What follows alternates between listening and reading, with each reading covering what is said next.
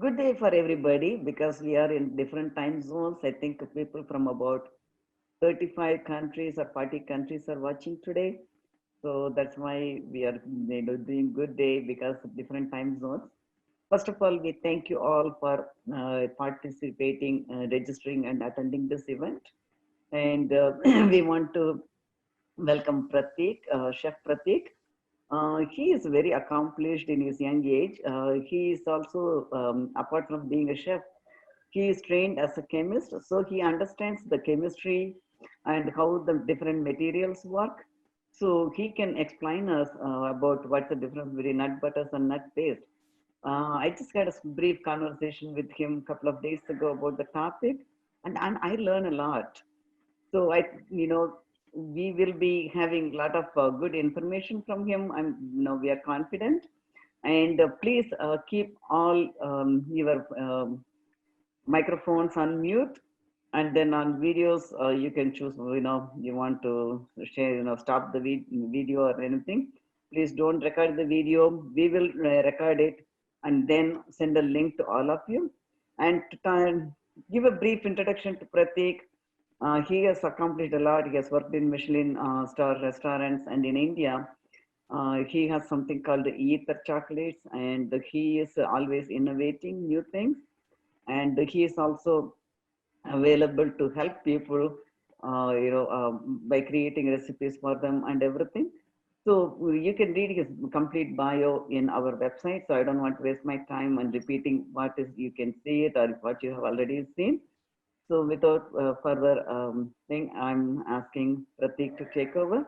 Yeah, please just cooperate with the muting. And one more important thing, if anything, any questions you have, please share it on chat, and we will be moderating it. And then, if it's important, we will interrupt Chef Prateek and ask the question. Otherwise, we will save all the questions at the end for after his presentation is over.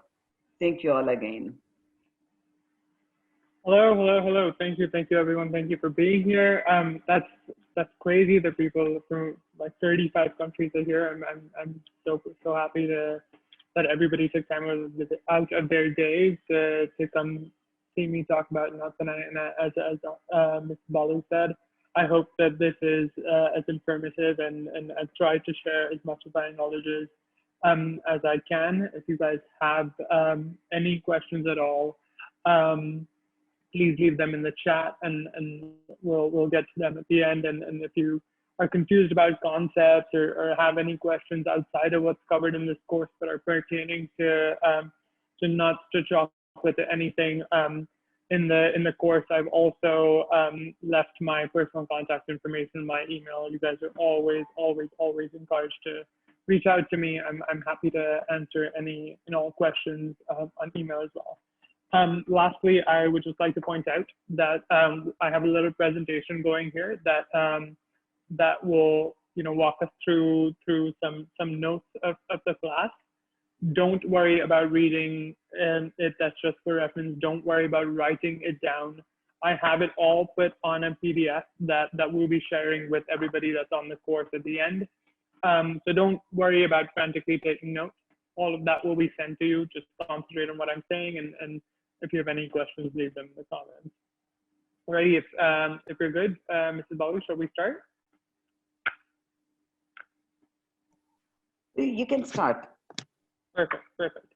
Alrighty, so today we're going to talk about nuts and how to use your CocoaTown Melanger to the best of its ability to make a lot of nut products, a lot of nut butters, and one, what's the best way to do that? And two, once you've done that, no matter where you are in the world, you're going to run into a lot of commercial competition when it comes to nut butters. So as artisans, how do you develop products that are interesting, that are unique, using the same basic concept of nut butters?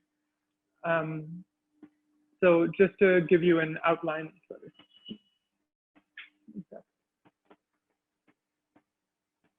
just to give you an outline of how this course is going to work, we're going to start with just the basics of how to make nut paste, how to take a nut such as a hazelnut, use your melanger to get the best, most consistent, most smooth nut paste.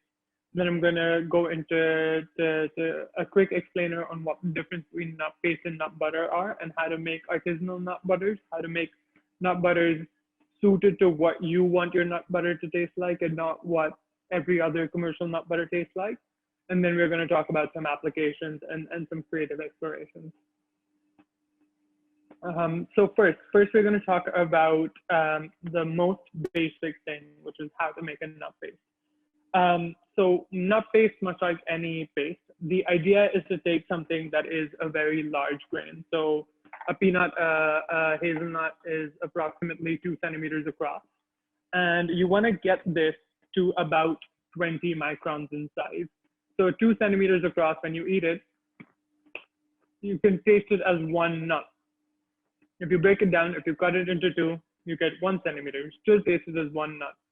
The idea is to keep breaking it down step by step, to keep breaking out sequentially, so that you get something that is less than 20 microns or 20 micrometers across. Now, to put that in context, that is 1,000 times smaller than one nut. That would be like chopping a nut up into 1,000 pieces. And of course, that is not possible with a knife. That is not possible with your blender. So that's where your melanger comes into play. And this principle applies to absolutely anything. This is not just nut paste. This applies to all paste. I've recently consulted on somebody that was trying to get a better emulsion in their toothpaste.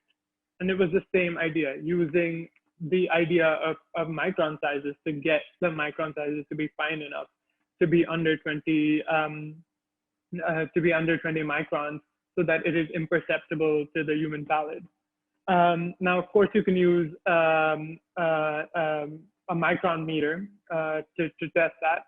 But in an artisanal production where you're making about 5 to 10 kilos of nut paste at a time, I would recommend don't worry about a micrometer. Just, at the end of your conching time, just taste your paste. If it tastes smooth to you, then you're happy. If not, keep conching it a little more. But how do you get it? So let's talk about the steps of getting it to. Just, yeah, click it, Shirley. No, click it with the mouse pad. Yeah, no, you went too far. Sorry. No, you went too far. Yeah. So talking about how to get it from 2 centimeters to 20 millimeters, to 20 microns. The first step is, well, you can of course just store everything in here and start the conch, but that's going to break your conch, and you're not going to get something super even, and it's going to take ages to get it down. So you always start with the first process you do is manual selection. So you get all your nuts out, always take out the bad ones. The big boys, your Jifs, your big peanut butter producers, they're not going to do that. They're not going to be able to pick out the bad peanuts. They're not going to be able to pick out the shriveled almonds. And that is what is going to make your nut butter stand out. That is what is going to make your nut butter a higher quality than those. So it's very important that if you're doing an artisanal production, that you put in the extra love, take out the bad nuts, and then just start chopping.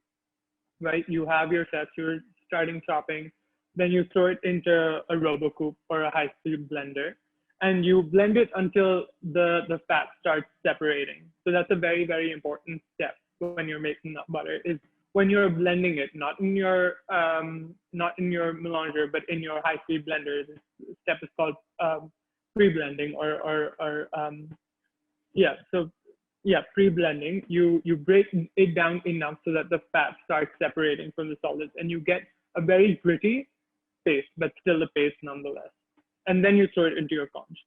Now, there's a lot of people that prefer, especially with a sort of very old school French chef, they prefer their nut paste, especially the caramelized nut paste, your pralines, to be gritty. I would say, even if you want it to be gritty, then you conch it for less. But if you want to be chunky, so if you want a chunky peanut butter, it is important that you conch it for the whole 2 days. You get a creamy product, and then you add pieces of nuts to it. Because otherwise you're going to get a very, very evenly grainy mouthfeel, which might not be preferred in most of the New World, most so in the Americas. In India, of course, I know that's not something that a lot of people prefer.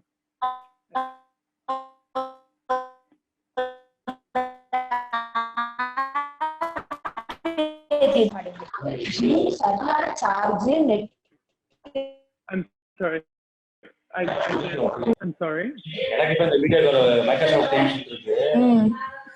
Everyone mute your microphone and put your questions in the chat, please. All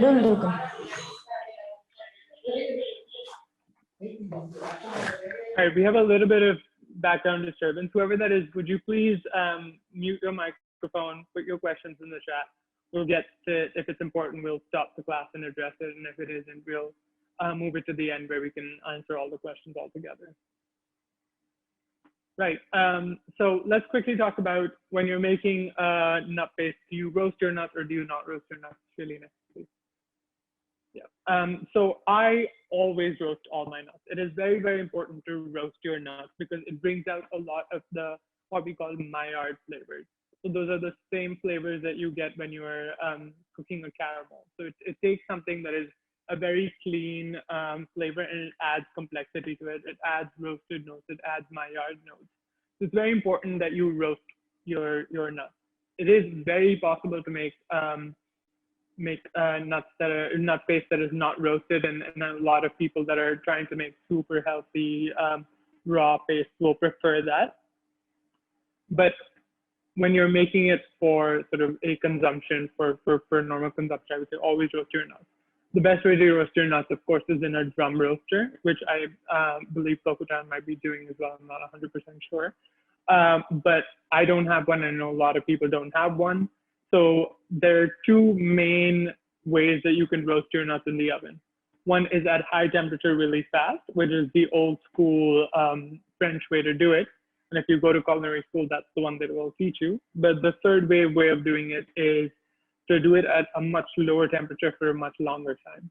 I prefer the much lower temperature, much longer time. My preferred temperature is 135 degrees, center of the oven, 3 racks, so that the heat sort of bounces back and forth between each other in the 3 racks for anywhere between 35 to 45 minutes, and that gives me the perfect roast. I make sure that I'm not getting any burnt bits and make sure that I'm not getting any, messy, inconsistent burning. But it also makes sure that I can leave the skins or the hulls on when I'm roasting and then take them off later.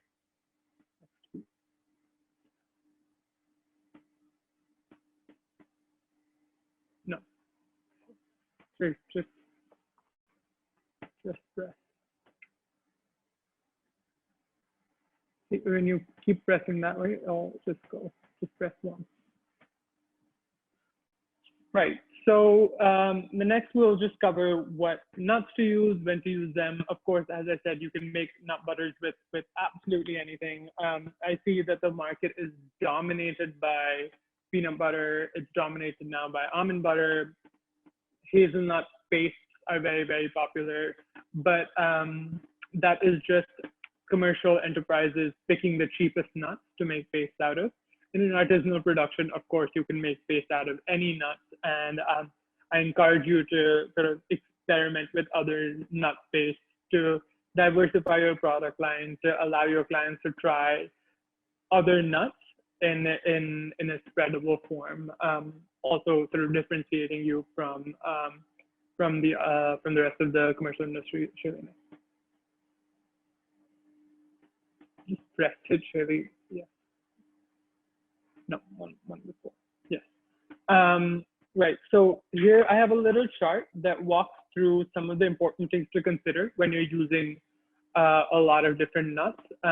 If there are some nuts that I have not covered, if you could please leave it in the chat. Mrs. Balu, if you could just tell me if there's any nuts that people want to know about that I haven't covered.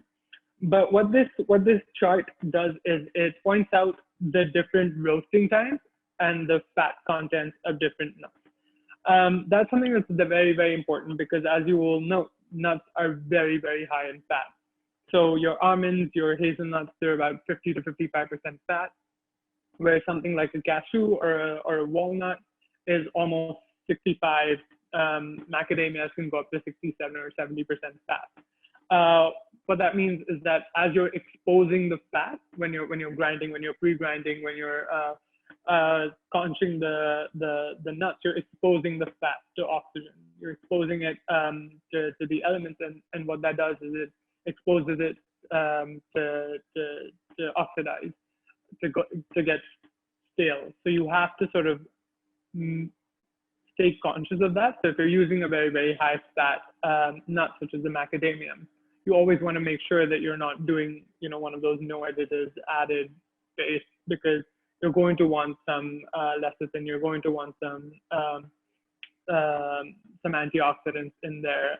If you're doing something with cashews, walnuts, pine nuts, macadamias, the very high fat ones, you're not going to want to roast them as much. You're going to want to roast them a lot less, because anyone that's tried to roast macadamia or make macadamia brownies, walnut brownies, will realize that as soon as you overbake walnuts, they get really bitter, and that's because it's so high in fat that it's not, it doesn't tolerate a lot of heat because the fat gets stale, because you're accelerating the aging of that fat.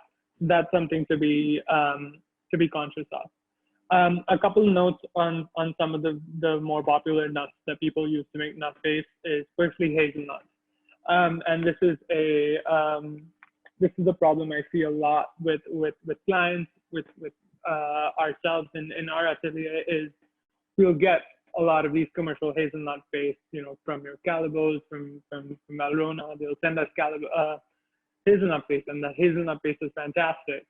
But when we try and recreate that hazelnut paste, and we try and make it ourselves, it doesn't taste as nice, which is usually the opposite of what happens. Is you get something commercial, you make it yourself. When you make it yourself, it's nicer. And that is because a lot of the commercial nut paste use Piedmont hazelnuts from Italy. So be conscious of that. If you want to make a hazelnut paste that you want to try and get Piedmont hazelnuts, that becomes very, very important. Just from a flavor point of view. With pistachios, the flavor of all pistachios is pretty good. The important thing when it comes to the way that clients buy pistachio paste is color. So that's something you're going to want to be conscious of. You get two main types of pistachios. One are green pistachios, or noble pistachios, or Sicilian pistachios, and the other ones are gray pistachios, white Levant. There's a lot of words for them. So stay conscious of what you want your pistachio paste to look like. These right here, I have some green pistachios. They have a beautiful, I'll bring it up. They have a beautiful sort of red covering to them. So once they get held out, they turn this beautiful sort of emerald matcha green color, which, even if I like the flavor of sort of the gray pistachios better, I like the flavor of the skin on pistachio better, I always use the skin off green pistachio, because I know that that is a color that's going to matter to the client. That is a color that is going to attract clients. So that's a small trade-off, I would say. Just a small trade-off to get rid of some of the flavor, but to make your final product a lot more attractive to clients. Next, please. Just click it. Yes. So next, we're going into nut paste and nut butters. What are nut pastes and how are they?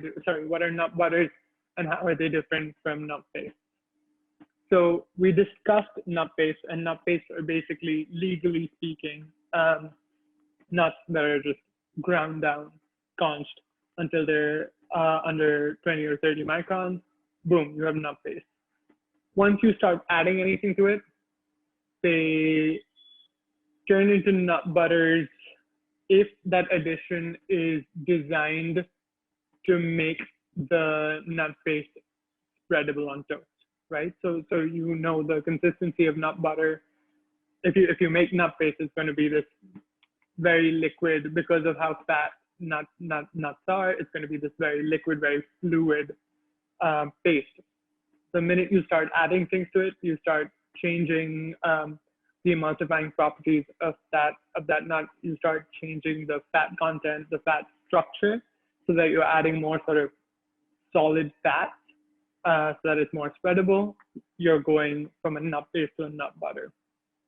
So there are 4 major types of additions that accompany the change from a nut paste to a nut butter, and I'm going to go through them one by one. You'll see them on this circle. The first and the most important one, which somehow I have labeled D here, is seasoning. So nut paste, of course, you're just grinding the nut down. It doesn't have any seasoning. You're always you're always going to want to add some salt, some sugar to your nut paste to just bring out that natural sweetness, the natural savoriness of the nuts themselves.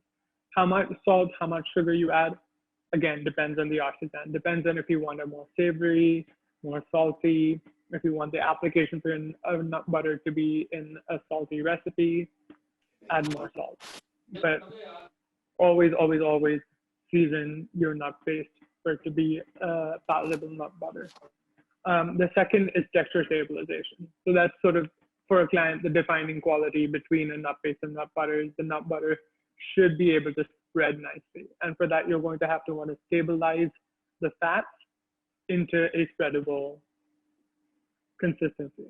Now, if you've ever bought a peanut oil or an almond oil, walnut oil, whatever oil, you'll notice that it's liquid. It's like ground nut. Any nut oil is going to be very, very liquid. And so your final nut paste is also going to be very liquid. So you're going to want to add some elements in your nut butter that stabilize and solidify that fat. My personal favorite things to add are cocoa butter and beeswax. So this is the beeswax that I personally use. It's called Wax Concept from Sosa. It's deodorized.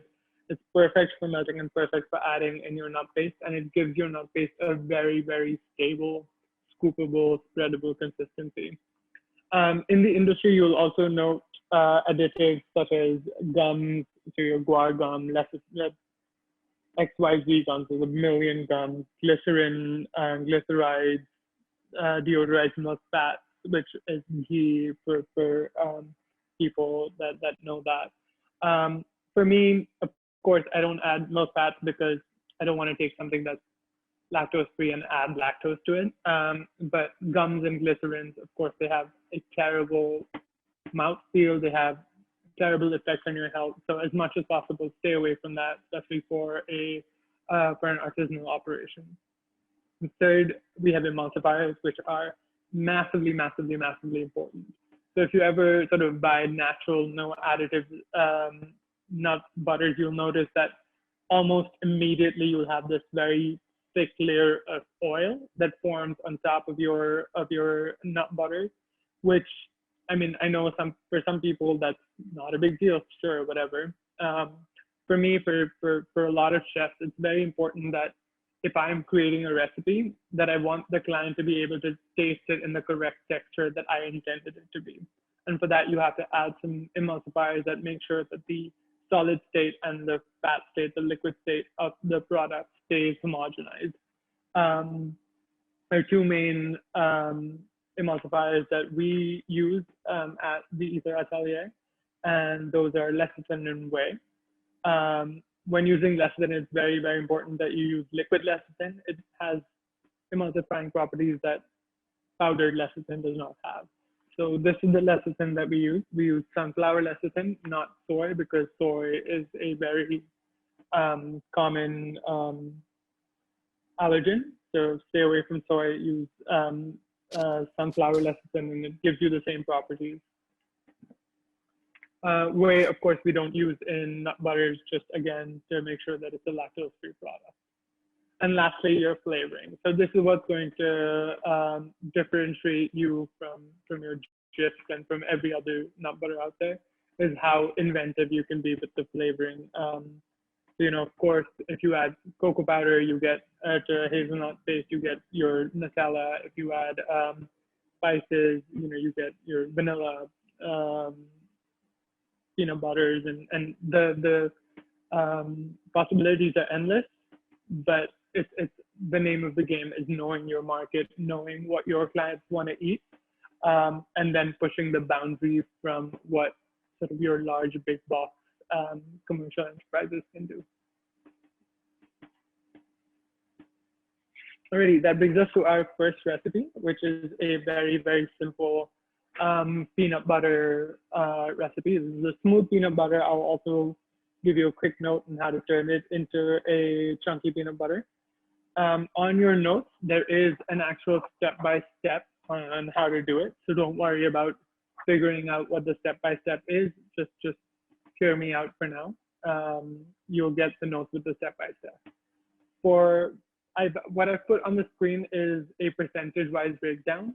And that's very important that you look at the percentage-wise breakdown, because that's going to give you an indication of what the components and the ratios of the final product are. So if I put, so here it says 0.4% gray salt. If you increase it to 1%, it's going to be twice as salty. Like 0.8% is going to be twice as salty. So those are, I always try and write my recipes in percentages so that I can quickly, just looking at it, know what my final product is going to taste like and what my final texture is going to be. If I want it to be sort of harder, I can increase the wax concept a little. If I want it to be softer, I know that I have sort of almost 98% peanuts in that, which I'm happy with. So yeah, that's something that I would encourage everyone to do, is write your recipes in percentages. To just quickly walk through how to make this recipe, of course, you get your peanuts. I would recommend always leaving the skin of the peanuts on, not really the shell. You can deshell it, but leave the skins on. You're roasting at 135 degrees for 45 minutes. And as soon as it comes out, hot out of the oven, you winnow your nuts. So you get rid of all those thin hulls or skins. You can use a winnower. You can use your hands to winnow it out. It seems like a lot of extra work, but trust me, leaving the skins on adds a very complex but subtle savory note that really, really takes your peanut butter to the next level. Once you get a gritty paste, when you pre-ground it, you get a gritty paste. Once it's at room temperature, pre-grind, get a gritty paste, and then you throw it into your melanger with your sugar and your salt. Start at the lowest setting, so that, start at the loosest setting, give it 6 hours at the loosest setting, and then start tightening your melanger till you get to the finest setting, and leave it going for 48 hours.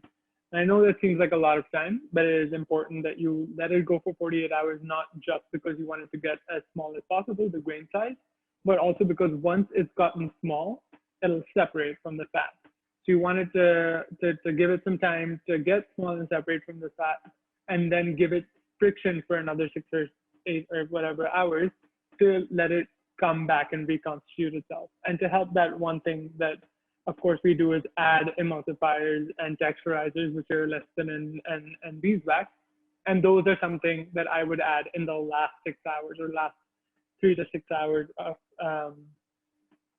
the conching process. You melt your lecithin and wax down, and you add it to your melanger, give it that 6 hours of friction, and boom, you're good to go. Alrighty, so now that you know how to make a nut paste, now that you know how to make a nut butter, let's talk about some applications. Of course, applications are absolutely endless. I'm gonna talk through 3 very basic, very common applications. The first one is making a praline, which is a very, very traditional French recipe. So very traditional French spread, which is just caramelized sugar and nuts ground down to a paste. So the additive here is caramelized sugar. The second thing I'm going to talk about is a Gianduja, which is a very, very popular and common treat in Italy. And the additives that we're going to use, we're going to use the base of hazelnut paste. We're going to add raw sugar this time, not cooked sugar like in the praline. And we're also going to add chocolate to this. So it gives you something that sets into little chocolate sort of things. And lastly, we're going to make an artisanal version of a Nutella. The Nutella, the additives, you start, of course, with the base of a hazelnut, and then the additives you add to it are raw sugar, much like in the Gianduja. But you will realize that in Gianduja, you added raw sugar and chocolate. Here, you're going to add raw sugar and cocoa. And of course, that is going to give you, because you do not have the same, you don't have the cocoa butter in cocoa powder like you had in the chocolate, it won't set solid. So you get a spreadable Nutella. Next. Right, so the first recipe in the applications that we're talking about, as I said, was the praline. So again, especially if you're in Europe, you're going to have like 10, 15, 20 pralines sitting on the shelves. And these are usually pralines. And this is also very important for America when you have your nut paste, right? When you have your almond paste, they're all going to use California almonds, which are great, but explore other almonds. So for us, a lot of the commercial enterprises use Turkish almonds or Iranian almonds or California almonds because they're imported and they're really cheap because they're mass produced. So find the local almonds or find interesting almonds from around the world. We use something called mamra almonds, which are these local almonds that are grown in the north of India. And they have these very, very, very beautifully subtle savory nuance that adds so much perceived value to the nut paste that we make, the praline that we make with the almonds, as opposed to if we use California almonds.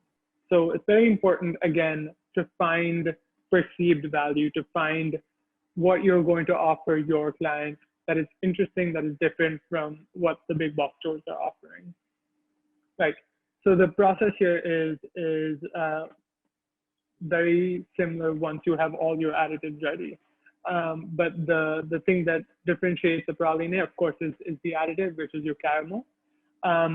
Here I use a combination of sorbitol and sucrose. You just put your sorbitol on the stove on high until you get a pool of liquid sorbitol. So that you make a dry caramel, you add your sucrose a little at a time. Don't worry, the recipe is here, step by step is here. You'll get that all in your package. You add the sucrose, your table sugar, a little at a time until you get a caramel. Again, here is another place that you can exercise creative freedom. How light or how dark you want your caramel is, of course, depending on you, depending on your client. When I was creating this recipe in the States, we were in the West, where on the West Coast, where people like, we were catering to sort of the artisanal new age crowd, where they like a darker caramel. It's not as sweet. So we made this with a very dark caramel. But then when I was at EPGB in Mexico, they liked it a lot sweeter. So we didn't take the caramel quite as far. So we got a much sweeter, much sweeter praline. So I would say the ranges that I would restrict myself to are between 170 degrees to 190 degrees. Anything less than that is just sugar. Anything higher than that is just carbon. For me, for ether, the perfect temperature is 185. So I would say if you want to start out and just do one trial recipe, start at 185 degrees for your caramel, and then adjust it cooler, darker, lighter, darker, the way you want. Another thing that we do differently, and I think this is quite standard practice now, than the tradition is traditionally for pralines, you would take your sugar to the hard ball stage or the soft ball stage, and then you would throw your nuts in, and then you would roast the nuts with your caramel, and it would caramelize the sugar and roast the nuts together. That's a very, very old school way of doing it. It's fine. I don't prefer it. I think I like a little more control of all my elements. So what I would recommend is roast your nuts separately, and then make your caramel separately. And you make a dry caramel, you pour it out onto a split bath, and that way you have a perfect caramel, you have perfectly roasted nuts. You can throw your salt onto the caramel, so you get sort of like a salted caramel bark, break that up, and then you throw all of those together separately in your pre-grind and combine them in the pre-grinding process as opposed to in the caramelizing process. I hope that all makes sense. Of course, here, another thing you'll notice is that for our recipe, we use smoked salt. Again, that's a choice. You can use table salt if you want. Again, how do you make your paste, your praline slightly more interesting than every other praline that's out there? I like using smoked salt. It gives it a little more dimension. It gives it a little more maillard. It gives it a little more savoriness. Right? Next. The next recipe we're going to discuss is a Gianduja. A Gianduja is not a spread. It's a little solid chocolate almost, a little chocolate square. You can, of course, make it into a cremino. There's a lot of applications for Gianduja. You can make Gianduja. You can use Gianduja as a precursor in a lot of pastry. And it forms a base for a lot of French desserts. Gianduja could not be easier to make. You just make hazelnut paste. And Gianduja, here, another thing to note is Gianduja specifically refers to hazelnuts. If you want to make it with any other nut, of course, you're welcome to, but then you call it, so if you make it with a peanut, you call it a peanut duja or a walnut duja. Gianduja refers to hazelnuts. So you make a very, very smooth hazelnut paste, and it's very important that you make your hazelnut paste very, very smooth here. You take it out of your melanger, you add your milk chocolate, you make your hazelnut paste with the icing sugar. So you add your pre-grind hazelnuts to your melanger, adding the icing sugar a little at a time till it's emulsified. Once you get a very smooth, very sweet hazelnut paste, you take it out, you add your milk chocolate, and this is where it becomes different in the post-processing to all your other recipes, is once you're adding milk chocolate, you're adding cocoa butter in there. And cocoa butter, being a solid fat, needs to be tempered. So there's a lot of ways to temper it, and I'm sure a lot of you have your favorite ways to temper it. Some people like table tempering, some people like tempering the cocoa butter on a curve. Our preferred way is to use cocoa butter silk, which is a product that uses a small machine to create stabilized crystals, and we could just blend it in at 34 degrees, bring it down to 24, and then set it in our preferred molds. So if this would, I know I sort of ran through this recipe. It will make perfect sense to people that have made or tried Gianduja before. If you're a little confused by this recipe, I would encourage you to read it. I would encourage you to research it a little bit. And if you have any more questions, email me directly and I'll be happy to help you. Next. Okay, this is a recipe I'm sure everybody knows. Making a spoof of a Nutella. A Nutella is a hazelnut chocolate spread that is made with cocoa, and the sort of defining quality of a traditional Nutella is that there's very little actual hazelnut in there. It's mostly sugar, it's mostly cocoa, it's very sort of child friendly, it's very sort of breakfasty. You want it to be a hit of sugar, you want it to be fun. It's not like a lot of the 50% hazelnut spreads. You'll notice here I only use 20% hazelnut, and yeah, that makes sure that I have enough sugar in there, enough cocoa in there for it to be a balanced spread and not something that's predominantly hazelnut, because that's not going to taste like Nutella. It's going to taste like a hazelnut spread. So again, the procedure here is pretty common. What I do is I start with the hazelnuts, put them in the pre-blend in my blender. I will add the oil and the butter in the blender itself. So it creates very, very smooth, very, very fluid pre-blend. Then I add that pre-blend to my melanger. And while it's running, I'll mix together all the dry ingredients. Now here you'll notice that we use sugar, which is, of course, your sucrose, milk powder, cocoa powder, uncooked sugar, vanilla powder, all of that. You make a dry mix. and I add it a little at a time, just so that I'm not overwhelming my melanger, and two, it allows the recipe to create a stable emulsion, to create it gives it some breathing space to create a more stable, more consistent emulsion. Once all of that is done, I give it 2 days to conch. I add the lecithin 6 hours before I want to take it out. And of course, because there's cocoa butter in here, I'm going to have to temper this. Again, temper it the way that you want. There's a lot of ways to temper anything with cocoa butter in there. Bring it down to 24 to 26 degrees, and you're good to jar. Alrighty, I hope those were some very classical things that everyone was familiar with. Now I want to talk about some ways that we could experiment with the base. Now we know how to make a nut paste. We know how to make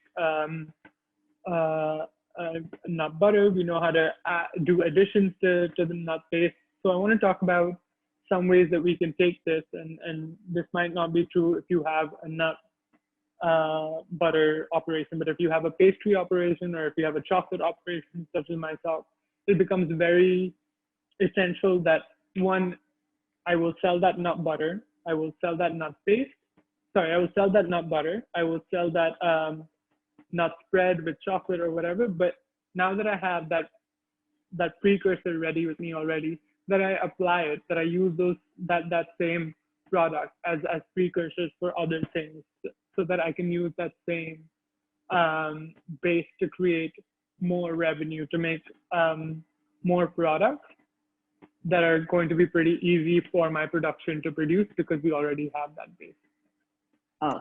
Prateek, I just want to interrupt you for a second. Somebody asked if they can use coconut milk instead of the regular milk for the health reasons or the lactose-free reasons. Coconut milk powder, you would be able to use it. I don't see why not. Just very important thing to keep in mind is coconut milk powder has a very, very prominent flavor. So that's definitely going to change the way that your spread tastes. But in replacing one milk powder to another, I would say the most important thing outside of flavor is making sure that you're using the same percentage fat. So you'll get full fat milk powder, you'll get 1% milk powder, you get milk powder non-fat.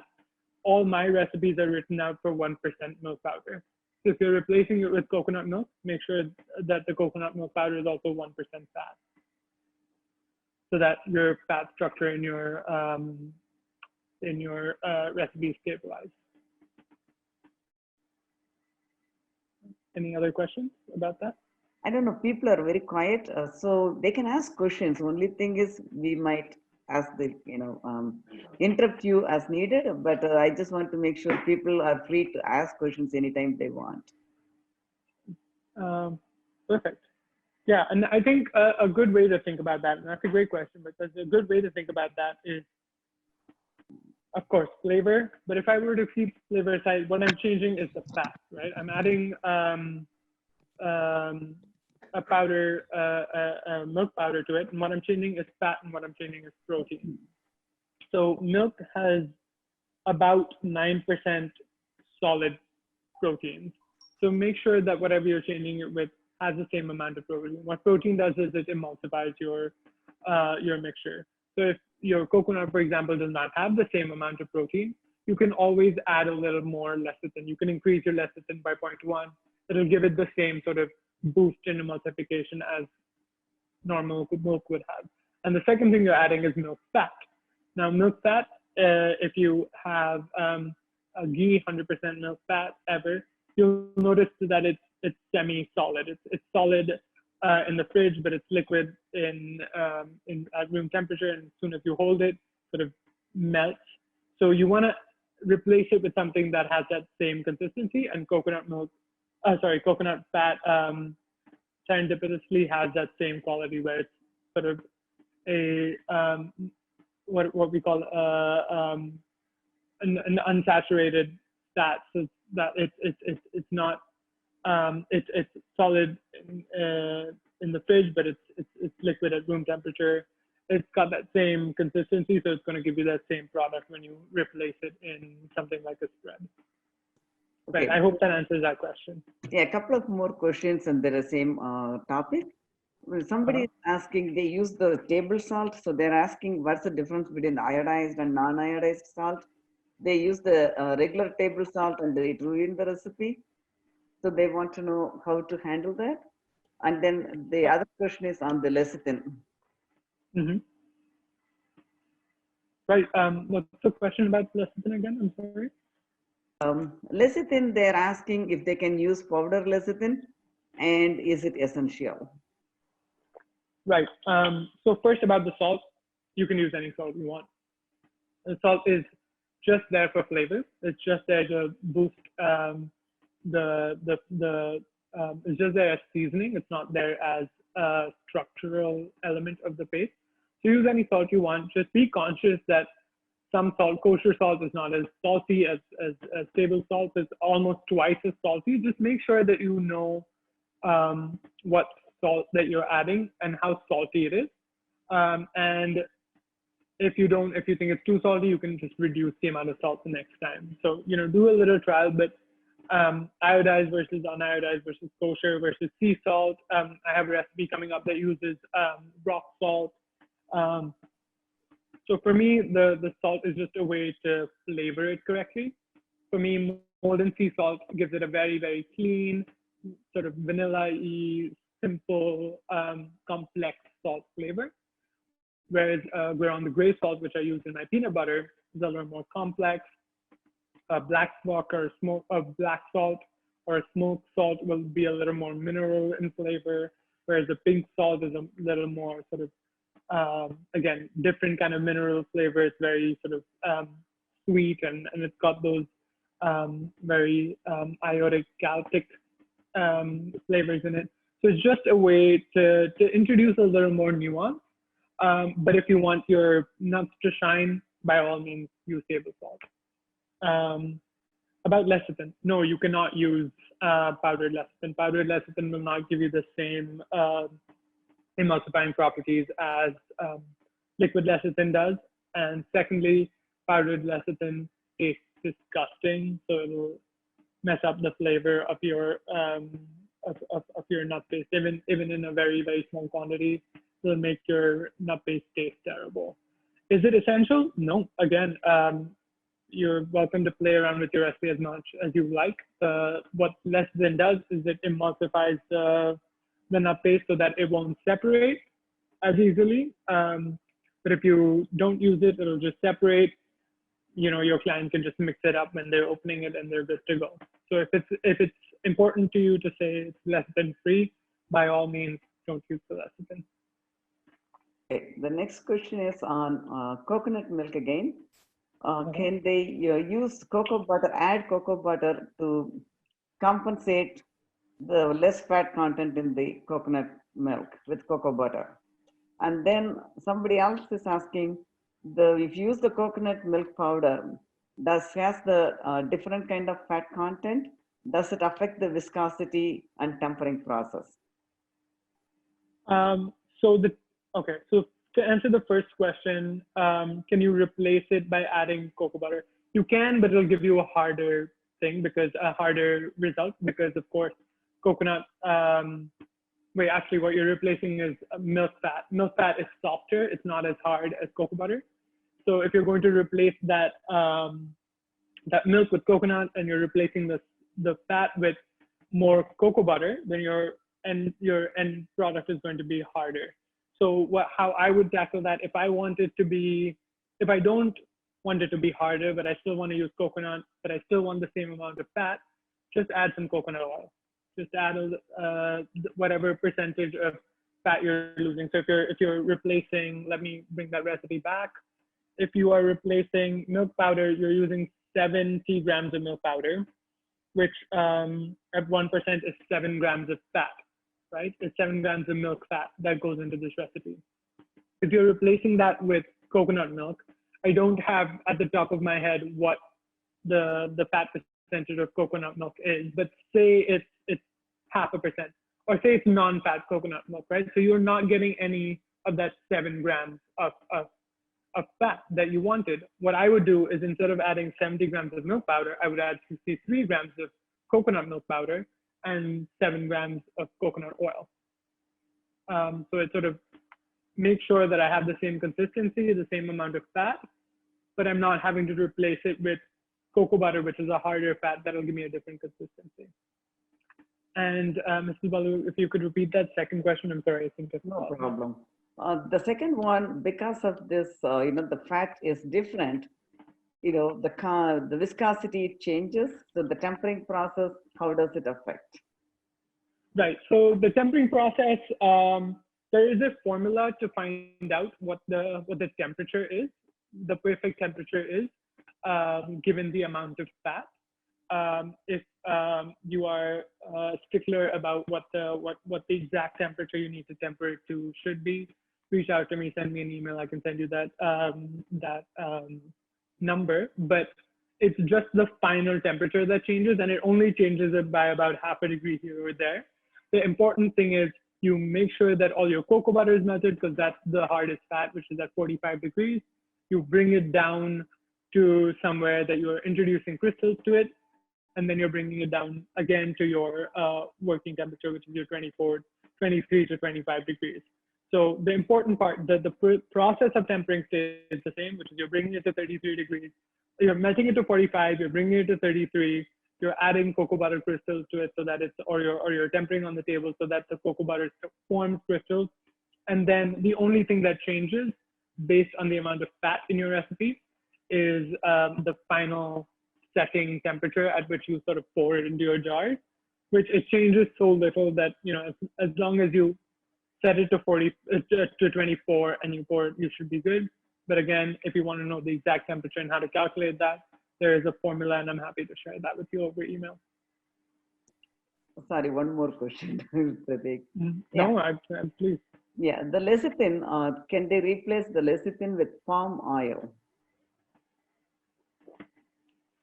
I wouldn't. Yeah, I wouldn't. Palm oil is a way to add, at least to the best of my knowledge, palm oil is a way to add fluidity to and fat. Lecithin is an emulsifier. So I wouldn't. I would think maybe a glycerin or something would be something that you add commercially, but not palm oil. Okay, you can continue with your presentation. Perfect. So yes, as I said, just some very quick creative explorations. And I want you to, as I'm discussing these recipes with you, I want you guys to think of cool creative ideas, and I'd like to hear them at the end of the course as well.